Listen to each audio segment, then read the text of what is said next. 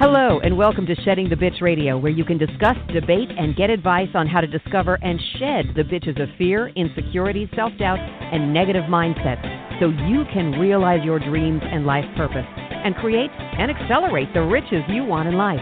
Join us here live every Tuesday at noon Eastern and dialogue with us at 818-572-2910. You can also chat with us at Blog Talk Radio /SheddingTheBitch or share your stories on our website at SheddingTheBitch.com. Whatever the bitch is that's holding you back from living your life to the fullest, it's not worth giving up the riches in life that you deserve. So call in now and let Bernadette Bose know what's holding you back. 818-572-2910. Good day, everyone. How are you on this beautiful Tuesday? It's gorgeous here in Atlanta. It's nice and sunny. There's a cool breeze in the air, but the sunshine makes up for it for sure. I don't know about you, but it kind of turned, the calendar into December, and all of a sudden I just started getting really amped up about the holiday season. I haven't even been to the malls or out really shopping or whatever, but I haven't even decorated, and yet I am starting to feel that energy and that excitement and that spirit of Christmas or whatever holiday it is that you celebrate. And by the way, happy Hanukkah to all of my Jewish friends and all of you out there. Whatever you celebrate, even if it's just the ending of a year and the beginning of a new year, I just hope that you're starting to feel the energy and the excitement of all the activity that will be going on over the next several weeks. And that's really where this episode of Ask Bernadette is going to be focused on. Last week we had a great episode, and I was pleasantly surprised by the response and the downloads and the listens, only in that we did discuss shedding the holiday bitches and blues. Now, I was excited because obviously we were going to be talking about something that you wanted to hear about. I was also a little bit concerned because, well, if so many people are listening, maybe it's because there's a lot of people dealing with bitches and blues during this time of the year. And I was just pleasantly surprised and proud that we are a source for you to be able to come and get some tips and advice and even some hacks that we discussed on last week's episode. So go to sheddingthebitch.com, look for our radio channel where you'll find all of our episodes, but you can download last week's episode. And you can also go to blogtalkradio.com /sheddingthebitchradio and download the replay there, or you can go to iTunes and download the podcast there as well. And we're going to be talking about, the mistakes people make during business galas, business socials. What do I do about gift giving at work, whether it's the boss or the team? What are some talking points if you are uncomfortable? This came up last week. If you are uncomfortable in social gatherings, what can you be doing to prepare to overcome that and really enjoy yourself? And then we're going to touch on someone asked me about their religious beliefs, and it was brought up last week on the episode when it came to commercialism, which causes a lot of people holiday stress. So out of that, I was then asked about my own kind of religious stance, I'll say, during the holiday season, and then asked a question or two in regards to their own beliefs and how they would incorporate it into their holiday season at work specifically. So we'll talk about all of that. So let's dive in if we could, and we'll discuss the first question that actually came from my client, and I thought it would be very relevant to all of you.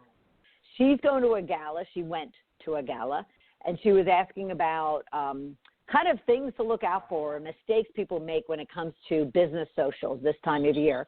I'll say all throughout the year, these mistakes are often made. And what can she do to ensure that she doesn't fall into those traps? Now, I quickly kind of commented to her that she'll never fall into any of these traps. Maybe one of them, which we'll talk about as well. But some of the biggest mistakes I either see or I'm asked about or I have to address as part of my leadership coaching with a client is the first one, which all of you might be surprised at, but a mistake people make is they don't go to the event, to the gala, to the social, to the party, whatever the case might be. And why is that a mistake? It's a mistake because your boss, your company, your team has gone out of their way to put together something in order to bring you all together to celebrate. And it would be disrespectful not to attend that event. Now, it's a whole different story, and we'll talk about it, about you not being comfortable at social gatherings, especially when it comes to your bosses or their bosses. But that's a whole separate thing, and we will address that. But for right now, one mistake you can make is that you don't go to that event. Trust me when I say it doesn't matter if you're in a company of 5 or if you're a company of 500. You will be noticed, because if it's not your boss or your boss's boss or your boss's boss's boss, it'll be a teammate. It'll be someone in another group, and word will get back to somebody in regards to the fact that you're not there. So don't make that mistake. The other one, too, would be that someone doesn't look into what the dress code is for that particular social. Now, you could err on the side of, well, it's a business social, so I have to at least be business at best. At the same time, I've been to business socials where it was a ugly sweater party. I made this mistake. I don't like to wear sweaters to begin with. At the same time, I kind of not ignored. I just kind of didn't realize it was an ugly sweater party. And I was the only one pretty much there that was not in a ugly sweater. So I stood out. At the same time, there's people that show up and they look as if they're going to the nightclub with friends, and they're 25 when they're actually 50. And, it's guys in tight jeans. It's girls with, bare chests. It's, kind of high heel, over the top pumps or mini skirts. It's guys that, are in jeans and a T-shirt. Do some homework. Be smart about it. Dress the part. It's one night. Figure out kind of what type of theme, what type of social it is. If it's, cocktail or, gala, black tie, definitely you're going to want to know that, because you don't want to come walking in just a, plain pair of khakis, so to speak. All right. Of course, you need to watch the drinking and even the eating, and we'll talk about eating in a second. But, of course, the drinking. Now, you would think I wouldn't need to tell you that. You would think you're all sitting there probably going, well, duh. But you would be so surprised how people just go over the top when it comes to the drinking side of it. One, there's an open bar most likely. It's not just beer or wine. It's cocktails as well. And a lot of times, a lot of women fall into this trap. They don't eat beforehand because they want to fit into that outfit. So they haven't put anything in their stomachs, and the next thing you know, even a drink, and they're kind of getting loopy. And then that leads into, some very embarrassing moments, maybe even as far as making a fool of oneself.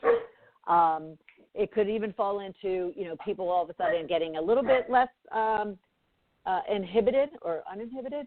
No, less inhibited and becoming uninhibited and flirting or touching inappropriately, even if you don't think that touch or that hug or that little kiss on the cheek, the other person might find it inappropriate.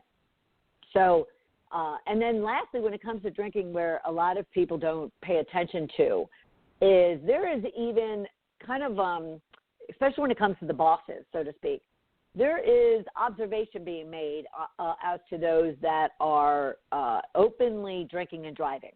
And you might have only had, a drink or two, At the same time, if it's a little worse than that, and then all of a sudden you're, just casually walking out or whatever the case might be, and getting into a car, there might be some, kind of perceptions being made there that you definitely don't want, especially in the day of Uber and Lyft and taxis. There's just no reason that even if you've had a half a drink too much, you should be turning your keys over to a friend or a colleague, or you should be putting them in your pocket and calling an Uber or a Lyft. Not only for yourself, but trust me when I say that company is liable.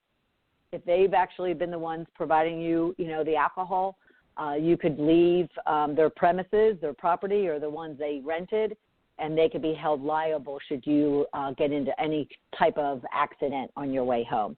It's just not a good place to be, drinking too much at a business social. It's a business event is really what you have to look at it. It's a business event, so you really want to be careful around that. At the same time, you don't want to be someone who, forget about you don't go at all, but you also don't want to go and then leave very quickly. Especially if you go and you don't, or if you go and you don't socialize, or if you go and you don't ever acknowledge or recognize the host, maybe go up and give a greeting to them, and on your way out you thank them. That also can set perceptions and judgments that you're not looking to do. Yes, you might be uncomfortable in social settings, and we'll talk about that. At the same time, you need to be comfortable being uncomfortable when it comes to your holiday business socials. You don't want to be one standing in a corner, bad-mouthing or gossiping. You don't even need to be standing in a corner. A lot of people, sad to say, they'll stand at the bar, they'll stand on the dance floor, and all of a sudden, there's just this, barrage of gossiping or bad-mouthing the people around them. You definitely don't want to get caught up in a situation like that, whether you're the instigator or you're just a participant. Definitely be sure that you're not participating. And then put the phones away. Put the phones away. Don't start taking selfies of, yourself or anyone else, whether it's drinking or not drinking, making a fool of themselves or whatever the case might be. You don't want to take a risk of posting something that turns out to embarrass you or embarrass somebody else that then comes back and hurts you in the end. All right, so what can you do to prevent these mistakes? You can have a plan. Define what is it that you want to experience as being part of this being part of this event. If you're not comfortable, then your plan would be to be comfortable. To get yourself out of your comfort zone, to definitely feel comfortable being uncomfortable, whatever the case might be. And you could be doing that and practicing that even before you get to the event. And we'll talk about that when we talk about those that are uncomfortable at social gatherings. You could be setting a plan for yourself as to, how many new people am I going to meet? How many of the executives or team members that I really don't know a great deal about will I engage with and try to learn something new about them?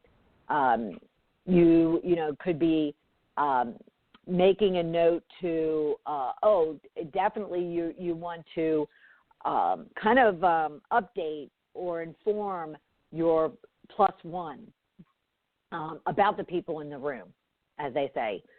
You want to kind of make sure they know the boss's name or know the main team members' names or spouses or partners or whatever the case might be. You want to tell them a little bit about who it is that they're going into a room to socialize with, so then they're comfortable as well. You don't want your plus one standing in the corner and not engaging with you. And or a lot of times it's the plus one that gets the employee in trouble. Drinking too much, flirting inappropriately, offending, or cursing or whatever the case might be. So you definitely want to have a conversation with your plus one before you even get there. I think that's all I really want to say in regards to the mistakes and then what can you do in advance of it. just plan to have a good time. Just plan to go in and really enjoy the people that you spend a great deal of your day, week, month, and year with. And be appreciative of the person or group of people that are hosting this event for you. And really just make an effort to have a great experience yourself, but help other people to have an experience that they'll remember as well. These events, whether you're an introvert or an extrovert, they're meant to be fun. They're meant to let your guard down and your hair down and kind of get out of, the work mode. So just do it and just know kind of what the limitations are and what's appropriate or not appropriate, and just have a good time. And just like you would would want to with anything else. Just remember, it is a business social, so just be respectful of that. All right? All right, we're going to take a quick break. When I get back, we're going to talk about kind of how can you feel comfortable in an uncomfortable situation. So we'll be right back. You are listening to Shedding the Bitch Radio with Bernadette Bose. We are inspiring individuals around the globe to discover, confront, and shed their bitches of fear, insecurity, and negativity so they can create the riches in their career, business, and life they deserve. Be sure to check out Bernadette's book, Shedding the Corporate Bitch, Shifting from Bitch to Rich in Life and Business, available on Amazon and sheddingthebitch.com. We also want to thank our sponsors, North Georgia Tax Solutions, who offers a broad range of tax services for small to corporate-sized clients. Go to ngtaxsolutions.com to learn more. And Parker House Virtual Services, who provides virtual assistance and social media support for small to medium-sized businesses. Email Deborah Parker at deborahparker.va@gmail.com for more information. To become a sponsor or advertiser on our program, email us at mediarelations@sheddingthebitch.com. Shedding the Bitch Radio airs every Tuesday at noon Eastern Time. Be sure to go to blogtalkradio.com/sheddingthebitchradio and follow the program for all of the updates and announcements of our guests and show topics. Now let's return to Bernadette and Shedding the Bitch Radio. Welcome back, everyone. We are talking kind of the holiday do's and don'ts of enjoying the season, especially from a work perspective. These are questions, because it is our Ask Bernadette Anything episode.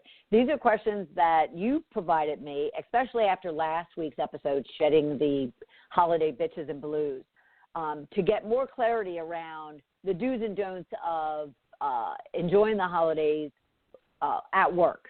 Pretty much with your company, with your team, with your boss, whatever the case might be.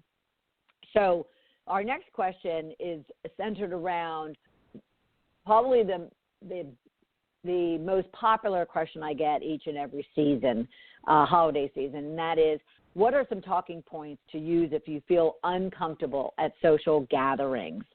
And I'm going to back up from that question, and before I get to the actual talking points, just kind of help you to get comfortable being uncomfortable. It's one of my favorite things to think about when I'm uncomfortable is I just need to get comfortable with that feeling of uncomfort or discomfort. So what you could be doing even, weeks, months prior or all year round, if you're someone who is more of an introvert or just uncomfortable, is you could practice all the time. You could be going out to the grocery store, to the gas station, to the gym, taking a walk, with your dog, and you could be practicing how to become a better engager with other people, especially with strangers. Or maybe it's not even with strangers, but it's with people that you know or you engage with or you work with, and yet they intimidate you in some way, shape, or form, or you don't really know enough about them to kind of let your guard down, whatever the case might be.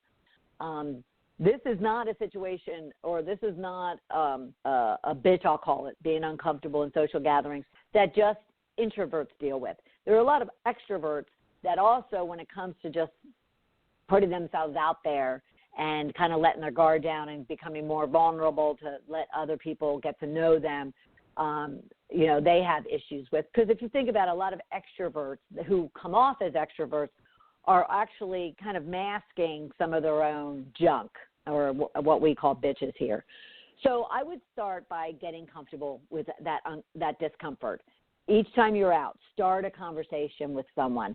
Set a goal, set a plan, set, kind of a little metric every day that you're going to, say hello or, get to know 2 people during the day. And I'm not saying get to know them to where you know everything about them. I'm just saying when you're at the grocery store and you're in the checkout line, say hello to the cash register attendant, and use her name badge or his name badge to engage and say, how are you? How's your day going? Oh, the weather's nasty out there. It's a beautiful day, isn't it?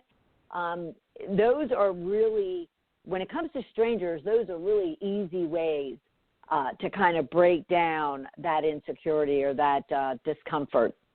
I will joke with friends of mine and family, and I'm not joking. I'm in my laughter kind of masking my own stuff, but I'll say that I have a much easier time on blind dates than I do on a date with someone that I really like and that I've been attracted to, and he finally asked me out.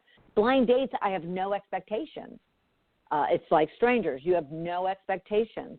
When it comes to somebody that you know or that you revere, or in this case that you might be attracted to, all of a sudden the expectations kick in, and that creates a lot of nerves. So just kind of get comfortable with just making eye contact, which is the other key thing, is make eye contact. Maybe that's a goal, is that you're just going to go out, and when you go for a walk, you're not going to keep your head down looking at your dog or pretending you're looking at your dog. Just as you walk by people at the grocery store, at the gas station, at the park, you just look directly in their eyes and smile or say hi. I feel floored sometimes when someone walks directly in front of me and is approaching me, maybe even just to pass me on a walk or whatever, and they just are a blank sheet. Because I'm like, hi, or I'm smiling, or, they might have earbuds in and you just smile at them. Whatever the case might be, you could be learning to kind of let your guard down, especially when it comes to strangers, and then that'll flow over into people that you might revere, or, maybe they do intimidate you, or they are your boss, or whatever the case might be. Smile. When you walk into a room, say that gala, that the last question addressed a gala that one of my clients is going to or was going to, the easiest icebreaker is just simply to smile. If someone all of a sudden passes you, maybe, kind of you rub shoulders or whatnot, a smile, is the easiest way to let your guard down. When you walk up to the bar to get a cocktail or to the table to get something to eat, smiling at the people in front of you or across the table, whatever the case might be, it will most likely lead to the easiest word in a conversation you could be having with people to let your guard down, and that's hi, hello, how are you, how's your day going, beautiful, environment or beautiful place we're in, isn't it? But hi and a smile and eye contact, and, you would have no worries, because all of a sudden you're going to help the other person to let their guard down through your smile, through your hello, through that eye contact. And the next thing you know, you're in a conversation. Now, to start a conversation, simply ask questions that won't get you a yes or a no, so it's an immediate kind of closure to a discussion. You want a conversation. So try to ask open-ended questions about that person or about the event or about the gala or the location, whatever the case might be, that'll allow you to start a conversation. So, for instance, as opposed to saying, hi, I'm Bernadette, who are you and what do you do? You might say, what do you do, or what do you like most about your job? Maybe it is somebody that you know at work, but you don't really know a great deal about them. Obviously, you don't need to say, hi, what do you do? But maybe you say, hey, Joanne, what is it that you like most about your job? And that'll start a conversation. Maybe if you're smart, you've also done some research or homework on key people that you want to meet at that social. So you maybe looked them up at Facebook or LinkedIn or whatnot. Maybe you've learned who their spouse or partners are, their kids, what colleges they went to, what hobbies they have. And those are all great conversation starters.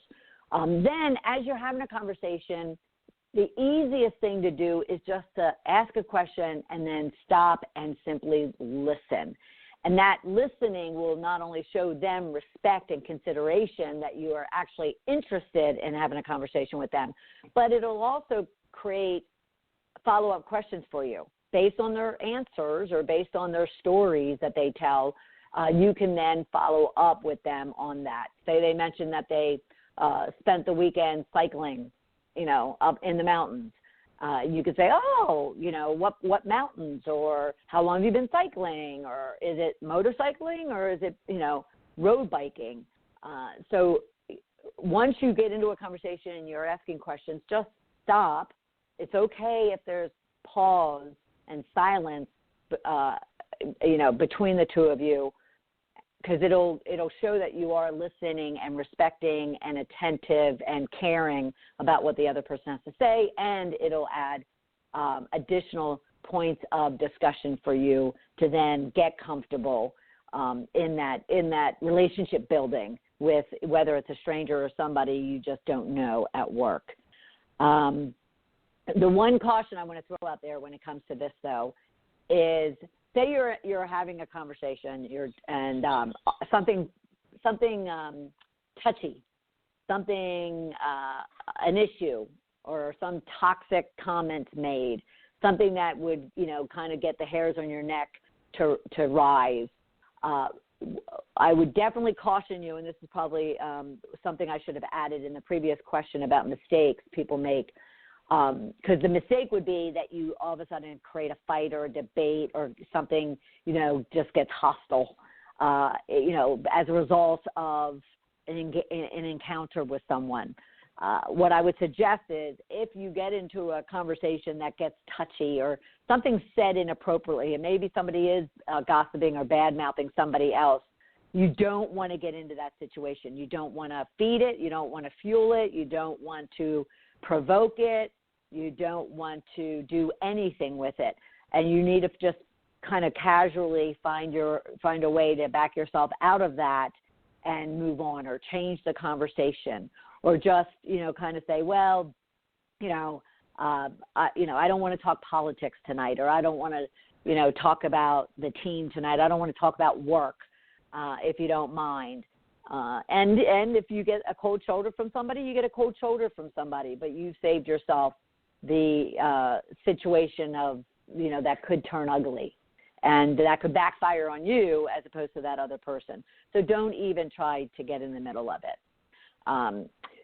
When it comes to just going into a place that you're uncomfortable, or you don't know anyone. You ever go to a wedding by yourself? I have. And absolutely no one but the bride and or the groom, of which you're not going to get anything but maybe 5 minutes of conversation with. And you're expected to not only go to the ceremony, but also the reception. There's planning that goes into things like that, coming up with those questions in advance. And when it's not coming up with the questions in advance, it's definitely leveraging the conversation to add and enrich the dialogue back and forth. Excuse me. So, the more prepared you are, the more comfortable you'll be. So just don't walk in without any forethought. Just really, be intentional about what it is you want to experience in that event, and kind of make note, not literally if you don't want to, but make note to yourself as to what you'll do. Make that eye contact, smile, say hello, ask an open-ended question that will break down the discomfort that you're feeling. All right? Excuse me. We're going to jump into, because then that'll give us time for a break, and then answer the last question, which will be a little deeper. But one of the questions I had been asked, this came also as a follow-up to our Shedding the Holiday Bitches and Blues episode last week. We happened to start talking about commercialism. So one of a psychology association survey found is that commercialism during this time of year really stresses people out. And I had commented that it got me thinking about how I respond to commercialism. Now, commercialism is, all the advertising and all the promotions and the discounts that you're just seeing everywhere, whether it's on the side of buses, it's on TV, it's on the radio, it's on your news feeds, on your phone. It's, we're just barraged with those type of things these days. And at the same time, not only the advertising side makes it commercialism, but, there's definitely those who feel that Santa Claus and the snowman is not appropriate, and it is commercialism around this time of year. This time of year is supposed to be around, depending upon your belief, but it's supposed to be around, recognizing God and recognizing Christmas and recognizing the birth of Jesus. And depending upon your religion, you might define it in some other way. And maybe it's not religious, maybe it's spiritual. However you ex-commercialize this season. So I happened to get into a conversation last week on that episode that I recognized last week during the show, but I had recognized in the past that I didn't, when I decorate my house and when I decorate my tree and when I buy Christmas cards, I don't make it commercial. I don't have Santa Clauses and fake snow and snowmen and even, reindeer. I don't even have reindeers, kind of as my settings, as my decorations, as my identity around this time of year. It is more around Christmas, the birth of Jesus, the crosses, ornaments around Mary, the Blessed, Virgin. It is for me more religious, more spiritual. So this question came back to me in regards to, okay, it's great that you kind of know what it is that you want and don't want, but how do you actually reflect that externally? So, for instance, they were asking me about the pressures of Happy Holiday versus Merry Christmas. They don't want to offend anyone because that person, might be Happy Hanukkah, not Happy, not Merry Christmas. And when it comes to gift giving or the cards or, even just, the beliefs and the discussions that happen this time of year, what do I actually do externally? And I had to tell them that I just stay true to that. And not to say that I've never said Happy Holiday. I did live in a time where I was very politically correct. And therefore Happy Holiday was kind of politically correct so you don't offend anyone. I would say that over the last 4 or 5 years, I've pulled that back in because I definitely find this time of year to be very personal. So it is Merry Christmas. And I would just say to anyone is to just stay true to who you are and what your values are. And by doing that, no one should be offended and no one should, think, less of you for doing that. I have a girlfriend of mine down in Miami, and she's Jewish, and she knows I'm Catholic, and, it's never really been a point of anything in our relationship, but we've always respected each other. I just love how she, and quite honestly, the Jewish religion as a whole, how true they are to their religion, to their beliefs, and to their holiday of Hanukkah, which they should be. And they don't make any excuses for it. And not to say that my Catholic friends or my Catholic family, makes excuses either. I'm not saying that. I'm just saying we do fall into the political correctness in a lot of cases. And I would just say, at least for me, as I'm getting older and wiser and more true to who I am, is just stay true to who you are.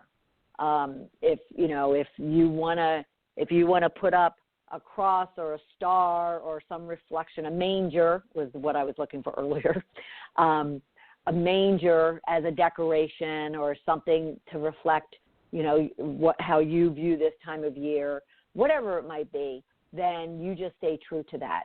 And other people will respect that. And if they don't, what do I always say?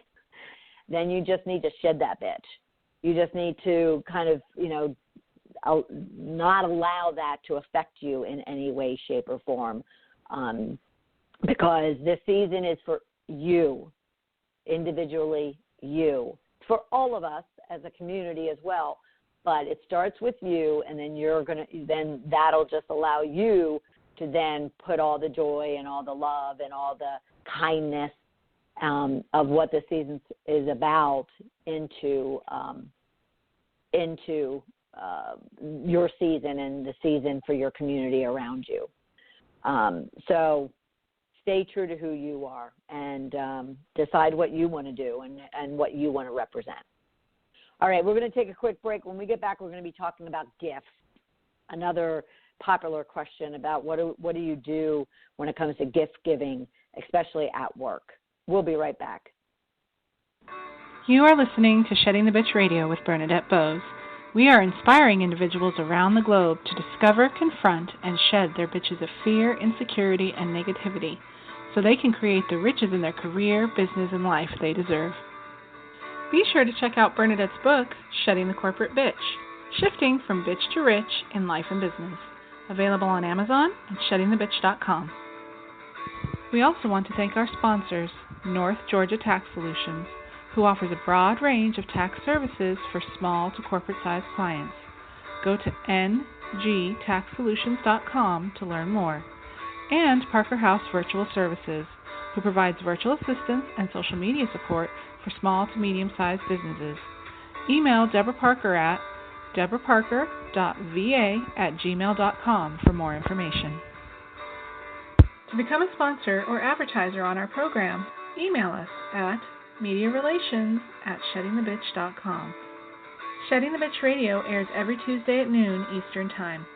Be sure to go to blogtalkradio.com/Shedding the Bitch Radio and follow the program for all of the updates and announcements of our guests and show topics. Now let's return to Bernadette and Shedding the Bitch Radio. Welcome back, everyone. We are talking kind of the holiday do's and don'ts on this episode of Ask Me Anything. We had a great conversation last week. If you haven't had an opportunity to download last week's episode, which was Shedding the Holiday Bitches and Blues, it generated a number of questions, follow-on questions and new questions from our listeners. And I thought, well, we would make this particular Ask Me Anything episode about the holidays, especially when it comes to work-related. So we've talked about kind of what are the biggest mistakes people make when it comes to holiday socials and holiday parties during this time of year, and kind of how do you prevent yourself from falling into the trap of making those mistakes. What are some talking points? How do you get comfortable with being uncomfortable at social gatherings if you're going into an event of strangers and or even people that you might work with but don't really know from a social perspective? And then we touched on how do you embed your religious beliefs into the holiday at work and at home, to where you're not necessarily falling into the trap of being politically correct if that's not aligned and congruent with who you are. This last question was definitely one that came out of our last discussion, and it was about gift giving. And the question was basically, do I have to get my boss or my teammates a gift? And if yes, what do I get them that won't break the bank? Now, this is a very personal question, by the way. Yes, you probably can find career advice around it, or some other, type of expert advice around it. For me personally, it's become more of a personal question and answer than a directive or a piece of advice from a leadership coach. And the reason why is because, growing up, and I discussed this last week, growing up, it was never really about giving gifts. And if they were gifts, they were pretty much handmade or hand-me-downs even. Being that I'm one of 11, brothers and sisters, or one of 12, actually, one of 12. That's how our parents raised us. And then when it came to the nieces and nephews, that the expectation was set, very early on. We did Pollyannas or white elephants, as someone, Deborah, mentioned to me. That is another term for kind of a Pollyanna type of gift giving. So it's become personal for me because I was never a big gift giver as a result of that. And if I was, it wasn't necessarily around Christmas. I've never really felt obligated. That said, I certainly, would treat my team to a lunch or whatever the case might be. So to kind of give some advice and some things to think about and consider is, first, only do anything if it feels right and feels good to you. Don't do it out of obligation. Don't do it out of intimidation. Don't do it out of being politically correct. Don't do it out of the fact that, Mary Jane next door, in the next cube over is doing it. Do it because it's coming from the heart and it's something that you want to do. And once you decide that it's something that you want to do, don't measure yourself and don't measure maybe how much you spend or what the gift is based on what everybody else is doing either. Say instead you are a knitter and you decide you want to knit your gifts, or you make clothes and you decide you want to make hats or scarves or whatever the case might be. It doesn't necessarily have to come from a store, talking about commercialism like we did earlier. It doesn't necessarily have to come from a store. And even if it does come from a store, it could be a box of candy, or it could be a little gift card. Maybe, your boss, should you choose to, want to gift them, maybe they're regular Starbucks, patrons. So you go get a Starbucks $10 gift certificate. Nothing makes me more excited. I have one colleague, affiliate colleague, I'll call her, where we share leads and help each other get referrals. And, she'll pop me, every once in a while I'll get a $5 Panera's gift card, in the mail. One, I love getting mail, that's not bills. And that's still kind of, a card, so to speak. But then I open it up and it's a $5 gift card. Hey, I'm not judging whether it's 10, 15, 25 or that it should be. So it could be as simple as that. It could be a holiday card. Whatever, whichever you celebrate, it could be, especially as we addressed, staying true to your religious belief and what this season means to you. Maybe it is a Hanukkah card. Maybe it is a Happy Holiday card. Maybe it is a Merry Christmas card. Maybe it's Kwanzaa card. Whatever, whatever. People still love opening their mailbox and seeing handwriting. Some people use, send out cards, I guess, and they're computer-generated type of cards. Those are fine, too. I love the cards. I actually shot a number of past years family photo cards. I sent it to a friend of mine. I was going through some photos, and I found, like, the last 6 years of her family photos that she sends, like a little postcard type of format. And I've saved them because I, would put them up on the wall to see how her kids are growing, type of thing. Don't take for don't take for granted that just the smallest little, I don't want to call it a gift, but the smallest little sign of appreciation to someone is enough. A handwritten note, would be very much appreciated. Get creative is the bottom line, is just to get creative. If you feel that there is a need to go over, kind of over and beyond or do something of substance, then all I suggest to people is don't all of a sudden it become November 25th, December 1st, and you start panicking about what it is that you need to do, you need to spend, going into the holiday season. The holiday season, come January 2nd, now you have 10 months, 11 months, 12 months to plan for. So have an idea, come up with a plan as to how the season is going to, kind of roll out for you. And what are you going to do about gifts and the people that you're going to gift? What are you going to do about budget and spending? What are you going to do about any number of things that pertain to the holiday season? And if you go back to last week's episode of Shedding the Bitch Radio, the episode of Shedding the Holiday Blues and Bitches, we talked about this. So you'll get a little bit more details and suggestions and advice around it. But whatever the case might be, this is a joyful time of year. We shouldn't be just isolating this time of year to be joyful. However, there's an elevated, expectation from people. And you definitely want to be able to enjoy it. You want to be present. You want to be intentional. You want to be aware. You want to be open and transparent and vulnerable this time of year, because you want to feel it and really take it in for what it is, and then worry about kind of the chaos that hits kind of January 2nd. But I pray and I hope for all of you that these tips and pieces of advice will help you really enjoy the holiday season. And if you ever do have a question all year long, you can always post your questions on Facebook or Twitter on our Shedding the Bitch pages, and even on sheddingthebitch.com, our blog. And I'd be more than happy and honored to be able to provide you additional tips and pieces of advice for you.